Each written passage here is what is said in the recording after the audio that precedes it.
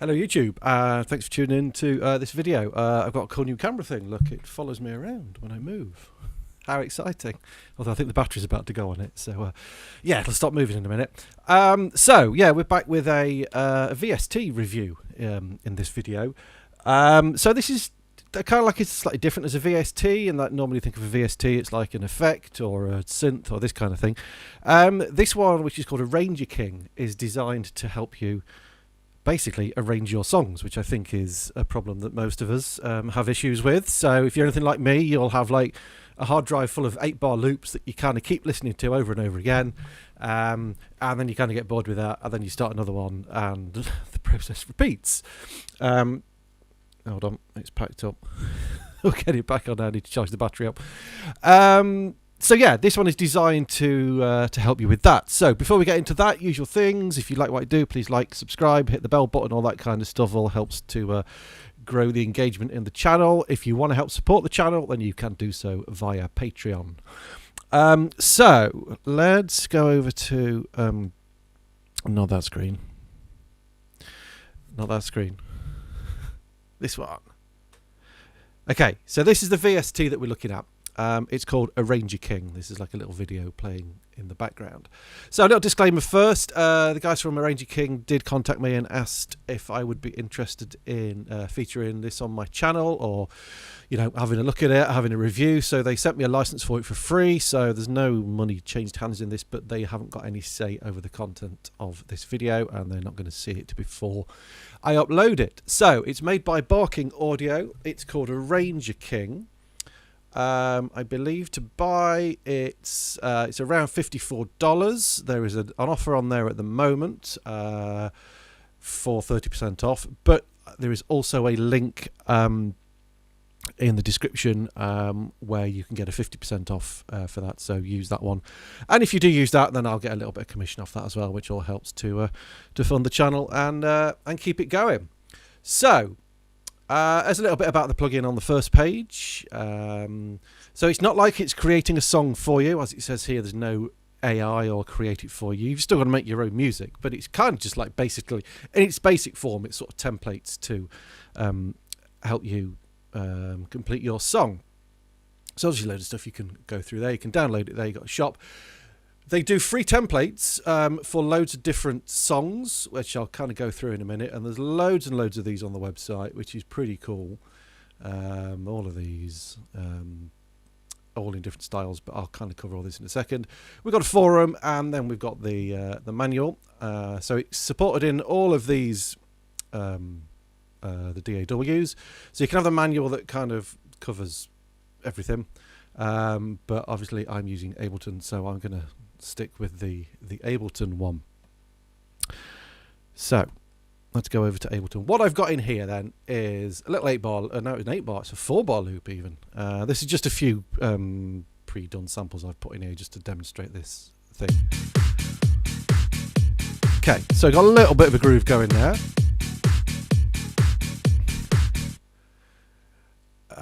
Let's just loop that for a sec. And yeah, and often that's like if I get with the song, you know, it's like, oh, that sounds cool, let's keep listening to that, and then I think, all right, I might drop the drums out, I'll do this kind of thing, and it's kind of sort of knowing where to go. Now I've been doing electronic, well, I've been writing music all my life. I mean, I'm in my 50s now, so, and I've been doing Rezzonator stuff, very much electronic-y, acidy stuff for over 10 years now, and even now, after that length of time, I still sometimes struggle to think, okay, which section shall I do next? Where do I go? I mean, it's, you know, you're usually following the rule of it's something changing every 8 bars, every 16 bars, all that kind of thing. But it can get a little bit daunting. And what I will often do is I will kind of often hear a song that I like the sound of. I will drag that into Ableton, and then I'll listen through the song and I'll chop it up, and I'll think, okay, they've got a nice 16-bar thing there. There's the drop. That's another 16 bars. But then they've got this nice little breakdown for 2 bars and that kind of thing. And I'll chop it all up and color code everything in Ableton, and then basically follow that as a template, because you can't copyright a template of a song. You know, a song structure is a song structure. If you know, if everybody sued everybody else who did verse, chorus, middle 8, chorus, chorus, ending, then there would be no new music ever. So there's no copyright issues with this, and this kind of does some of that work for you. I've been messing around with this for a week or two now, and I think I've kind of got my head around it. So let's just kind of look at it in its basic form. Let's load it in on a new channel. So it's a VST3, and it's up here in Barking Audio and ArrangerKing. And I'm just going to stick this on the bottom track, and straight off the bat you can see we get this this little template loaded. So as I play my song, the timeline I think will move along here. So you play my song, play my 4 bars. So you can see this is now moving along, so we can see we're kind of in the intro section. Okay, and obviously it's going to loop back round. So what we need to do to demonstrate this fully is need to make this, let's just pretend this is a song, and we'll do 3 minutes or so of the same kind of thing. Okay.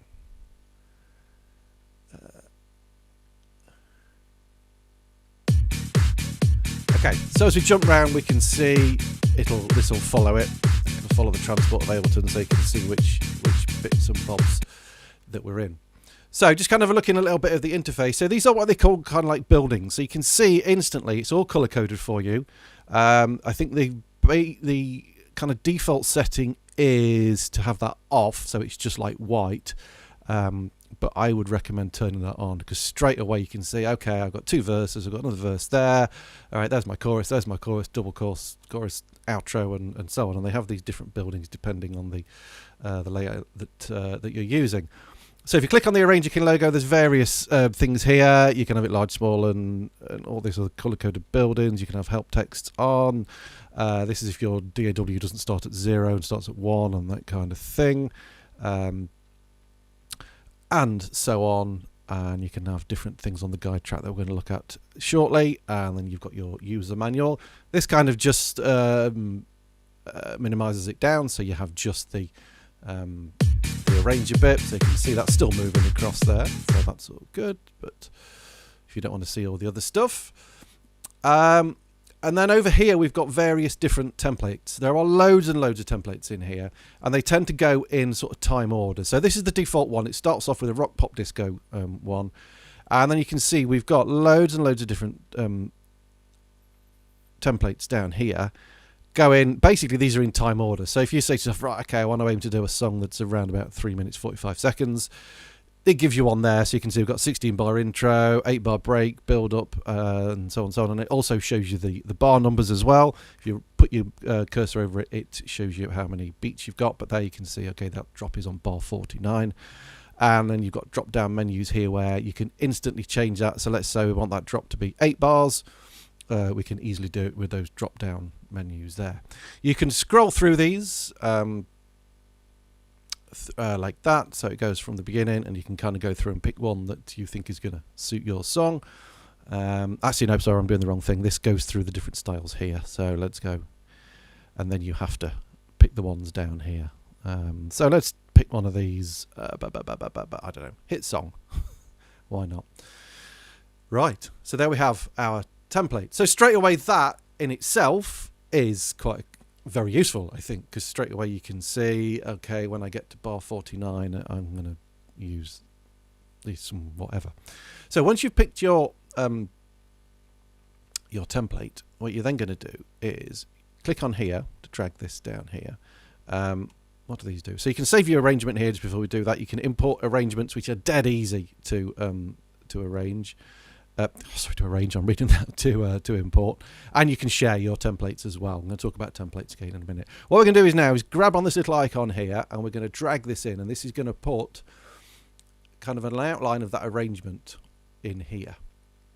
Okay, so straight away you can see which bits are which. Pre-chorus has got the build-up, the verse is here. I mean, if you wanted to, you could obviously then put your locators in. You know, if you want to jump around your track a little bit more, let's just put a few of these, and obviously you can name them. But we can see there we've got chorus. So if we played that, and then we can jump to the next chorus to compare how that one sounds and so on. And what you'd probably end up doing then to start with is, again, depends on how you write your song. So, but obviously you wouldn't have just these parts going all the way through, but I'm just doing this for illustration purposes. What we can then do is, so let's say for this track here, I don't want this lead part to play in any of the verses. Okay, so remember, these are our verses.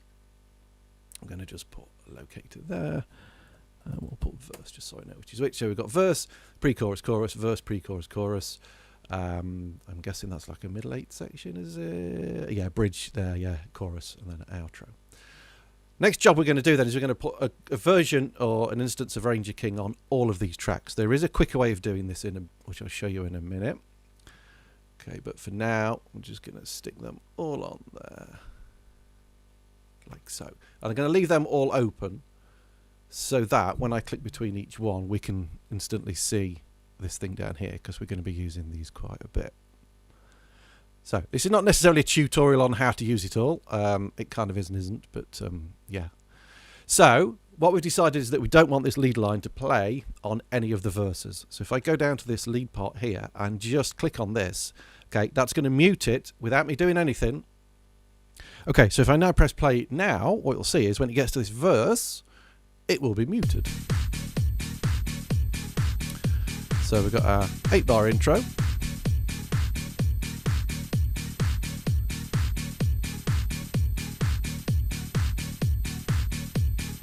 And it will mute.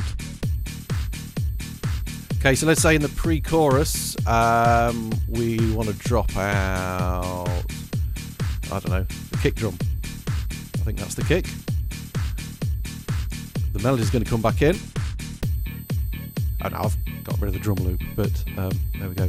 And then everything's going to play when it gets into the chorus. Okay, so it's obviously a lot quicker than looking along here and thinking, right, oh, look at my spelling of verse. That's good. I'm going to have to change that because OCD. Since when was there an F in the middle of verse? There we go. So, yeah, it means you don't have to, for just kind of getting your arrangement done really quick, when you know that I don't want that playing in this bit, you know, a melody part's going to go in the chorus and this sort of thing. It's fantastic for that. Obviously, you can then go into those bits and say, right, okay, well, I'm not going to have that. I know where the verse bit is. Now, for tidying things up, you might want to, you know, go in here and then just kind of delete that afterwards and get rid of it and do it however you would want to do your arrangement. But for getting the whole thing put together, and then you can go in and do all these things afterwards, it's really good for, you know, helping you get to a point a lot quicker than you would do normally by keep listening through it and thinking, right, okay, where's my verse? There's my verse. I've got to mute that bit, take that bit out. Just do it on here. It does it all for you. So another way of using it is to actually use it on groups of tracks. So let's say if I group my drums together. So let's say you've got, like, you know, 10 different parts on your drums, and you know that you don't want those drums to play in any particular part of the song, for example. Let me just get rid of the separate ones here. Instead of using one on every track, you can just use it on a group. Okay, so if I put one on this group, again, it depends on how you want to work, but we'll stick an instance of it on here. So let's say I don't want any drums in the intro, so I can just do that, and that's going to mute all the drums. There we go. Okay, so that will mute all the drums out rather than having to do it separately. So yeah, you can, a little bit of a quicker way of working if you know certain groups of tracks aren't going to be playing in certain parts of your song. Then they're all going to come in there. So that in its kind of main form is what it's for. I do think it's very useful. It gets you to an end point of an arrangement a lot quicker than you would normally do it. There are also a couple of other things that are quite useful, or one other thing. Obviously, go on the website and you can see everything that's available on there. So very kind of clear instructions in the manual, shows you basically what I've just gone through and all the different options. So it's worth just having a look through all that as well. I'm going to come on to chords in a minute, and then there's things to do with chords as a MIDI send. And then there's a good little cheat sheet at the bottom, actually, about sort of how to put your song together if you're not sure, you know, with an intro and your verse, little things about what you might want to put in there, which is quite useful. As I said earlier, you can share your arrangements. You can sort of do your own as well by listening to a song and just dragging these out as you do it. I did read somewhere, I think on the website or on the forums, that if you send them a song, a YouTube link to a song, they will kind of rip it for you and do the template for you. But there are loads available on the website and on the forums. What would be cool is if you could just load your own song in here and it played it through and it kind of ripped it for you automatically. You know, it kind of listened for sections that repeat. So that would be really cool, rather than having to listen through the whole song and sort of drag these out and think, okay, I need to make this bit longer and this bit shorter. So by doing that, you'd put on these arrows that you can see. By changing the chorus length, you can change the whole thing instantly there, or if you just want to do it one bar at a time, you can do it from there. And then over here we've got these. If we click on this bit, we get into this like little generative, which is not a word, but it's how I say it, sort of thing, which took me a while to get my head around. As I click through the different sections of the song, you can see we've got these notes down here.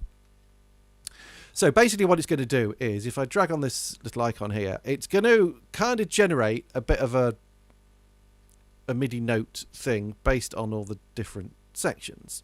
So let's just drag this in so you can see what I'm talking about. Not going to bring that in there. Okay, so let's just bring this up here. So if we look at this first bit, we have, because basically these notes will play chords. It's not notes, it's chords. So if we look at this first one, let's just open this up down here. Get that back there, because it took me a while to understand this. Let's just fold it so we can see it. Okay, it's going to play something based around the G chord here. It tends to do like an inversion of the chord. This is that the second inversion or the first inversion? I can't remember. But anyway, you can see we've got a G chord. A G major chord is G, D, and B. I think that's the second inversion.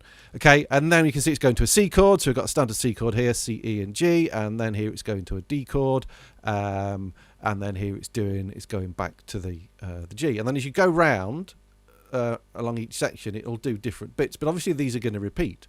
So there's your chorus notes, which are going to be the same. So let's stick on just something basic. Let's do just some sort of piano-y thing. Some strings, shall we? I don't know, synthetic choir, that'll do. Just so you can kind of hear it. I'm going to solo it, because obviously it's going to be out of key, which I'll talk about in a minute. So, nice starting point as well, if you've got no inspiration whatsoever and you kind of want some chords, nice chord progression, just to try different things out. Okay, so now as we go to the verse, so these are all going to be the same. So if I click over to the verse again, okay, your choruses. So if you just want like a song template with some nice chord progressions going all the way through, it sort of does that for you. And you can choose down here whether you go major, minor, or any of these sort of things. Again, what would be cool on this would be is if you could set the scale or the key, not necessarily the scale, the key that we're in. Because obviously that's not going to necessarily be in the same key as this. No, it's completely out. I've no idea what the key that is. Obviously, one way of getting around that is working out what key you're playing in, and then you could change all of these on here. So you've got a few options here. If you left click, we can make it minor. So if you wanted a G minor chord to start with, it would be blue. Major chords are red. We can make them longer. Okay. And as you make them longer, it's going to move the other notes across and it'll get rid of them. So you can't have two together. So if I drag that in again now, we've basically just got G's in this intro bit. Okay. And again, it's going to put those G major chords in there. So you can now see hopefully how that's changed. In that we've just got this longer G and then going to another oh, hold on, at the beginning.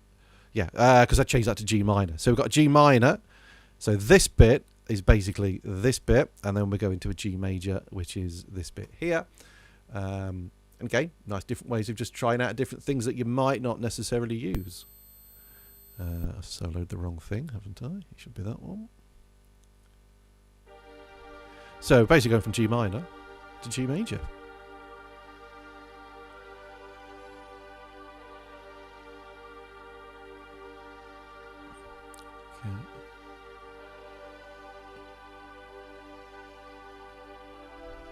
And then we're going into this new section.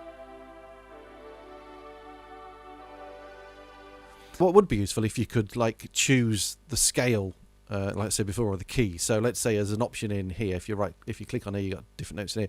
If you could set it to, for example, A minor, for example, then it would give you a whole song thing like this, but based all around the stuff that's in A minor, and that would be really cool as a starting point for a song if you're not sure where to go with some chord progressions. What does make notes do?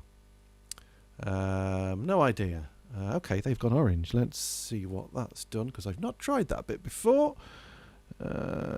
Let's have a look. Let's drag that in, see what that does.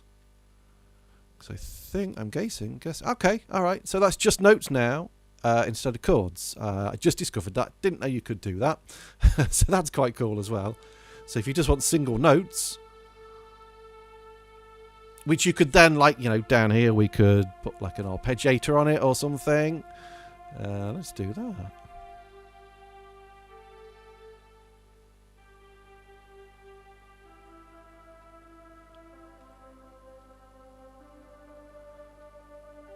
So yeah, it's worth having to play about with that just to work out different things. That is nice. So you click on there, so you can have chords or notes in there, which I didn't know. And obviously if you're putting chords in, then the arpeggiator is going to work even nicer, because I'm assuming it's going to arpeggiate between the chords. Like so. And obviously you can go in then and edit these depending on how you want it. But very cool for like a quick overall arrangement thing. So yeah, a couple of things that would be cool if you are watching people from ArrangerKing. I do think it's a very cool VST for like getting a bit more creative and finishing your tracks. But if there was a way of just putting an audio track in here and letting it listen to it and it could rip the thing for you, then that would be cool. But obviously they have said they will do it for you anyway. But yeah, on the chords, these note things, if you could choose the scale, I keep saying scale, if you could choose the key, then that would be even cooler for putting this stuff in. So there we go. Go check it out, ArrangerKing. Say if it's something you think that might benefit you, then please use the link I will put in the description below to get your copy, because I think it's quite a cool and different little VST, and will hopefully get you over all of those 8-bar loops that are clogging up your hard drive and actually make some full songs. And getting released. So all good. Thanks for watching. So don't forget, you can, as I mentioned at the beginning, if you've stuck with me this far, well done. You can support the track if you wish. Support the track. Sorry, I'm looking at something else while I'm reading this. You can support the channel by going on Patreon. You'll get some free stuff and all that kind of nonsense. So yeah, thanks for watching, and I will see you in the next video. Goodbye.